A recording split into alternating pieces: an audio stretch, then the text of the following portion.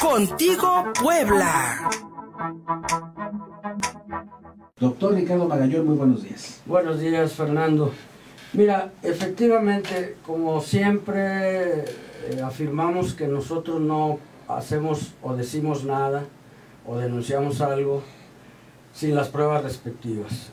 Hace algunos días nos llegó vía WhatsApp un mensaje que decía: la voz que se escucha en este momento es de Vallejo Barragán, pero no traía ningún audio o video anexo que nos permitiera confirmar si no era una de tantas bolas que se tiran al aire a ver qué organización combativa lo reproduce, sí, con la finalidad de golpearse entre los mismos charros, unos a los otros. Sin embargo, días después recibimos el audio, varios compañeros por diversas vías, nos llegó el audio donde efectivamente Vallejo hacía una serie de declaraciones. No quisimos hacerlo público hasta no analizar el impacto de su contenido y verificar sin lugar a dudas que se trataba de la voz de Vallejo, el cual en reuniones con incondicionales, aplaudidores, que no saben que van a ser víctimas ellos mismos de lo que les va a pasar, pero que pues esa es su conducta de siempre, de ser serviles ante los líderes sindicales. Entonces, una vez que comprobamos la veracidad del audio, decidimos darlo a conocer y desde luego reservarlo para este espacio que tú tan amablemente nos has dado por más de 9 meses y que ya tiene una audiencia nacional e internacional bastante, y a ti te consta por las llamadas que recibes. Ahí vamos. Este viernes que pasó en el sindicato de telefonistas, un grupo encabezado por personas que salieron de nuestro propio movimiento por manejos que ya hemos comentado, sí, aquí, económicos y de negociaciones, en donde pusieron en juego los intereses de los jubilados para recuperar las afores que sí se venían recuperando, presentaron ante una audiencia de unos 60 personas una versión verbal y escrita de lo que parece ser este mismo audio, que tú lo tienes en tu poder, en la mano, y que el audio dura como 15 minutos, pero sí, la parte más importante para los trabajadores activos y jubilados se da en un cierto espacio que ya te comenté, y que si quieres antes o después de las opiniones lo podríamos transmitir al aire para que la gente sepa que ya no es una versión de alguien interesado ni un chisme, sí, es un hecho concreto que se va a venir dando en los próximos meses. Que es un plan en el que está también incluido el sindicato del Instituto Mexicano del Seguro Social para pues eliminar el sistema actual de pensiones. Vamos a escuchar este audio de Manuel Vallejo, el secretario general del IMSS, que precisamente corrió entre los trabajadores del Seguro Social y en el que pues se especula, o más bien habla él sobre esta negociación para eliminar el sistema de pensiones. Escuchemos. Damos un porcentaje de nuestro esfuerzo laboral para darle viabilidad al RJP. Ahorita es eso. Hicimos una reestructuración de tiendas, escuelas. Había tiendas millonarias. Ese dinero se está utilizando.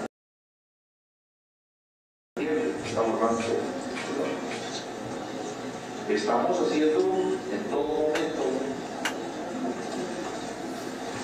búsqueda de alternativas para darle viabilidad a la RJP. En el 2005 se tomó una acción muy valiente. Y en el 2005, acuérdense, en esa generación 2005-2008, en la cual, además de aportar, tienen aumento en sus años de permanencia laboral. De 27 y 28 se van a 34 y 35 años. está. Esa es la historia, tengo que decírselo. Ustedes la saben. Pero ahí ya no hay un RJP. Ahí es un retiro a cuentas individuales. Y aún así, el problema es gravísimo, porque de aquí al 2020 el pago del RJP va a estar alrededor de 2.5 billones de pesos, nada más para los trabajadores. Para fines prácticos, y esto así nada más entre nosotros. De todo el dinero que tiene el INSS, prácticamente el 80% es para el RJP. Todo el dinero que tiene, eso es lo grave. Que los que estamos involucrados en esto debemos empezar a trabajar. De hecho, yo se los comento, Pedrito lo sabe, él ya lo vivió con nosotros.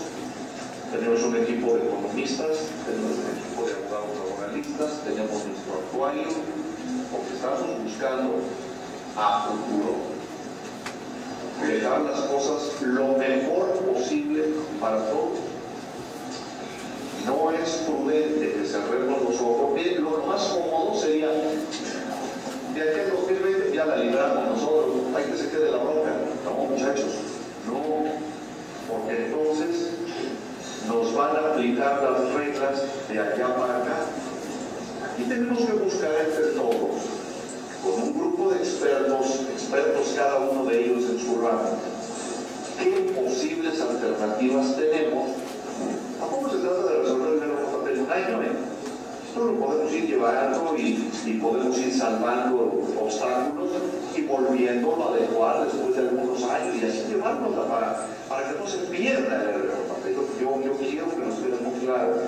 Estamos tomando providencias, estamos tomando acciones desde hoy para el futuro, y que las propuestas sean de los trabajadores hacia allá, del gobierno, no que vengan del gobierno para acá, y que nosotros podamos presentar, bueno, en el escenario A, estas son las opciones que yo te doy. En el escenario B, estas son las alternativas. En el escenario C, estas son mis propuestas. Sí, pero que las propuestas emanen de los trabajadores. Y siempre tratando de conservar lo que tenemos. Eso es lo primero que tenemos y debemos cuidar. Conservar lo que tenemos. Esa debe ser la premisa más importante de todo. Conservar lo que tenemos. La voz de Manuel Vallejo, secretario general del Sindicato de Trabajadores del Instituto Mexicano del Seguro Social. Contradictoria lo que escuchamos, doctor, en principio pues dando señales de que quienes tienen contratos por 27 o 28 años tendrán que trabajar 34 o 35. Ya están trabajando. Ya es un hecho desde, ya es un hecho desde 2005, 2007. ¿Qué es el RJP? ¿A qué se refiere? A ver, mira, el RJP es régimen de jubilaciones y pensiones de los trabajadores del Seguro Social. En el cual se van billones, dice él, ¿no? Billones. Esto de los billones muestra una gravísima ignorancia de un individuo que es profesional, es especialista en medicina interna como médico. Sí. Es diputado del PRI. Sí. Y se supone que debe tener información, pero además es secretario de la Comisión de Seguridad Social de la Cámara de Diputados. Lo tiene todo y el señor no sabe distinguir una cifra tan escandalosa como 2.5 billones de pesos. 2.5 billones de pesos, quiero aclararte, que es 5 veces más de los 622.700 millones de pesos de presupuesto anual que en 2017 tuvo el Seguro Social. Y es 10 veces más que lo que tuvo el presupuesto de educación. Y es alrededor del 60% del presupuesto bruto nacional que ejerce el gobierno federal. Y es la cuarta, no la cuarta, es el 20% del Producto Interno Bruto del país. O sea, ¿A qué individuo se le ocurre tratar de engañar a los trabajadores con esa voz melosa y mentirosa? No, doctor, pues si destináramos el 60% de los recursos nacionales a los jubilados y los pensionados, pues estarían en jauja, o sea, mira, es una mentira, ¿vale? Nosotros hicimos cuentas. Ajá. Tendríamos que tener 1 millón de trabajadores jubilados, sí, del Seguro Social, trabajadores al servicio del Seguro Social, cobrando 2.5 millones de pesos anuales. Para que esa cifra concordara. Este mérito solamente lo han tenido Espinosa Villarreal, ex regente de la Ciudad de México, a los 40 años de edad, y el señor Gurría, que tanto se desgreña y se quita los pelos de la cabeza, desde la OCDE, diciendo que estamos matando el sistema de pensiones y recomendando las aforizaciones. Mira, este discurso terrorismo, te lo presento aquí, desde 2004 ya lo intentó Vega Galina. Bien, sí, cierto. Mandó estos trípticos a todos los trabajadores, aquí hay otro.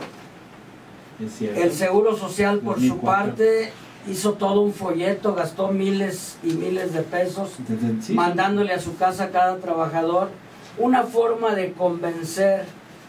Y en marzo, 24 de marzo del 2004, los delegados al Congreso nos rebelamos contra Vega Galina y logramos derrotar su propuesta, y gracias a eso conservamos el RJP. Sin embargo, a lo que se refiere Vallejo como una decisión valiente, ¿qué valentía existe en mandar a los trabajadores de nuevo ingreso desde el 2007 a que en lugar de 27 y 28 años de trabajo, trabajen 34 o 35 años, lo hagan mediante sus aportaciones individuales, personales, y además se vayan a pensionar cuando les toque con un 25 o un 30% del último salario devengado? Si para ellos, para Vallejo, eso es ser valiente, pues yo diría que es la cobardía y la traición más grande que cometió en aquel caso Valdemar Gutiérrez Fragoso, a cuyo comité pertenecía Vallejo. En 3 días antes del Congreso, el señor Santiago Levy, que fue el que realmente le dio las cifras para espantar a los trabajadores, declaraba que con el RJP no se salvaba el Seguro Social, aún modificándolo. Y en esa propuesta se proponía afectar en un 25% los ingresos de los jubilados de aquella época, en un 33% a los trabajadores activos que se siguieran jubilando en el RJP, y mandar directo a las AFORE a los trabajadores de nuevo ingreso, lo cual no logró gracias a nuestra organización. De aquí de Puebla fuimos 27 delegados, y los 27, 4 de los cuales siguen perteneciendo a nuestro movimiento de jubilados actualmente, le dimos la batalla y le dimos la vuelta, y así pensamos que le vamos a dar la batalla a Vallejo, nada más que hay una variante.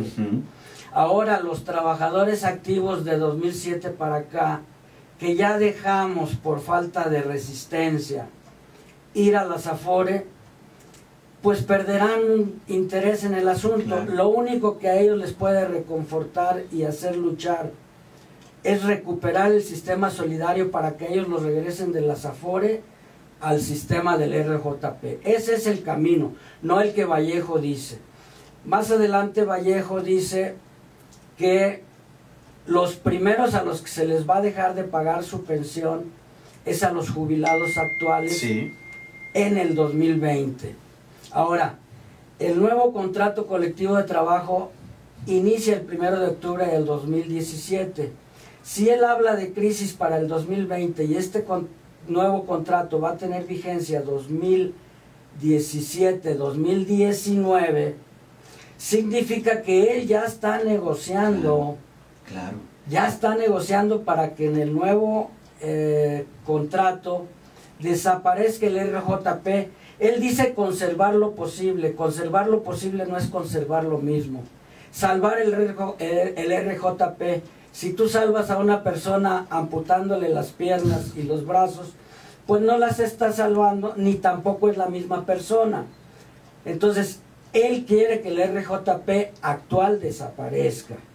Y para eso, basado en esa experiencia que te estoy mostrando de 2004, está recurriendo a un discurso terrorista, terrorífico, para lograr que los propios trabajadores, ¿por qué le conviene al gobierno y al Instituto Mexicano del Seguro Social que sean los trabajadores los que propongan automutilarse?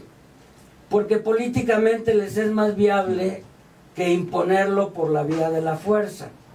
El señor dice, ya nos lo escuchamos en unos segundos adelante de lo que tú transmitiste, que el instituto se va a declarar en 2020 en insolvencia. Esto también es una ignorancia absoluta para quien dirige un sindicato de lo que es la Ley Federal del Trabajo.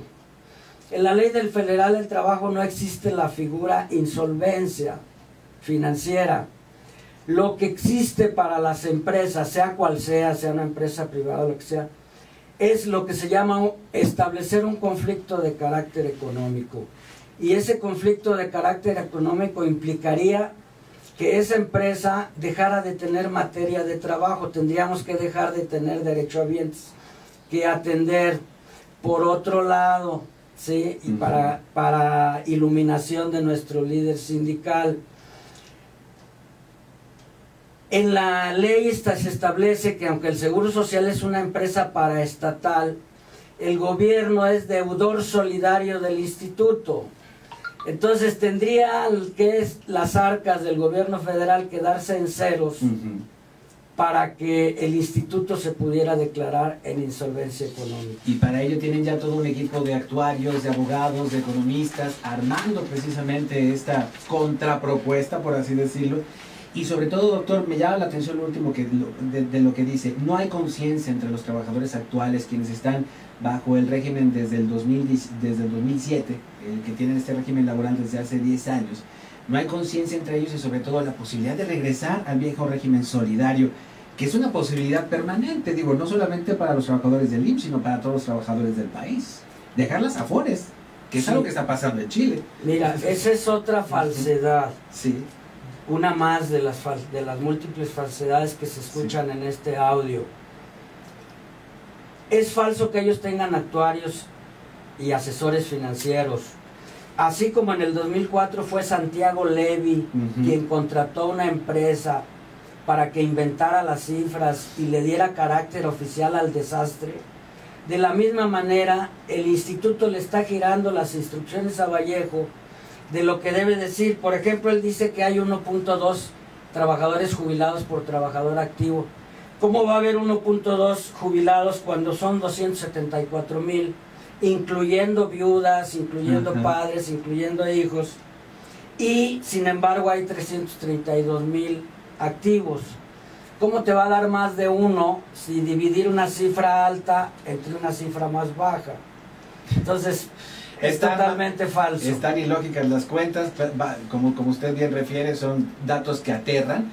Cuando tú oyes 2.5 millones de pesos, a final de cuentas, como usted bien nos lo puso aquí, ni siquiera una cuenta somera a ojo de buen cubero podría simple y sencillamente pensar que el 60% del Producto Interno Bruto de este país está destinado al pago de jubilaciones y pensiones. Si así fuera, doctor, no habría jubilados pobres en este país. Como usted dice, recibirían 2.5 millones de pesos al año. No, hombre, pues serían grandes empresarios.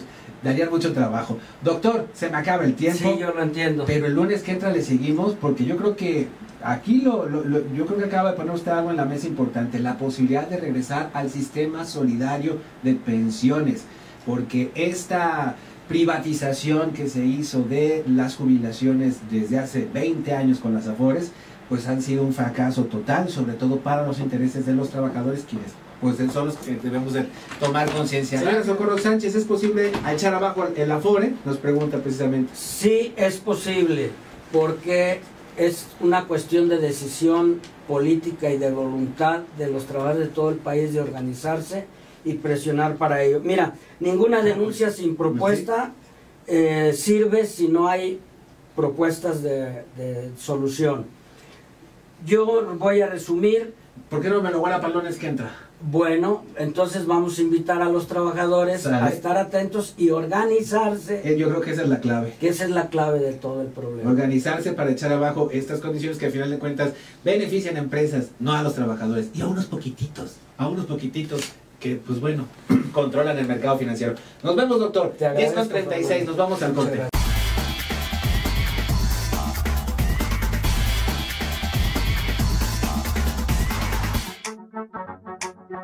Contigo Puebla.